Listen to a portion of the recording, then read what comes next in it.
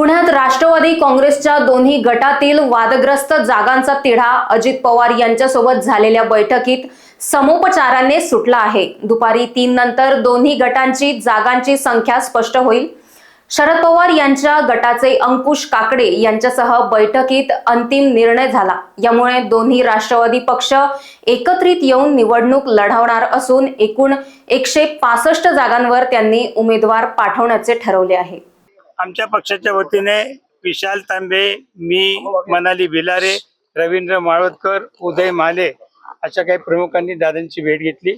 काही जागांवरती आमची चर्चा झाली, काही जागा वादग्रस्त होत्या, त्या वादग्रस्तवरती चर्चा होऊन सामोपचाराने ते सगळा तिढा मिटलेला आहे आणि बऱ्यापैकी आमचं आता या ठिकाणी जागा वाटप झालेलं आहे।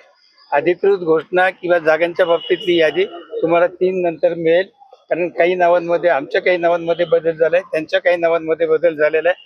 त्यामुळे चुकीची यादी जाऊ नये म्हणून आता आम्ही तुम्हाला काही यादी देत नाही। सकारात्मक अतिशय चांगली चर्चा झाली आणि आमची दोन्ही आकडा म्हणून सांगितलं ना की काही आकड्यावरतीच तुम्ही काय जातं मला कळत नाही। एबी फॉर्म किती दिले होते ते तरी सांगा तुम्ही। ठीक आहे, ते तुम्हाला यादी आल्यानंतर समजेल। दोघांची कॉमन यादी तुम्हाला दुसरीकडे आता तुम्ही युतीमध्ये लढणार आहे ना? 65 उमेदवारच असणार आहेत का दोन्ही राष्ट्रवादीचे? काही ठिकाणी मैत्रीपूर्ण लढती असं बोललं जातं, त्याचं काय? मैत्रीपूर्ण तसं काही शक्यता नाहीये। किती ठिकाणी तुम्ही माघार घेताय? हो अण्णा, ऐका की थांबा की जरा झालं विशेष ब्युरो रिपोर्ट, लोकवाहिनी मीडिया, पुणे।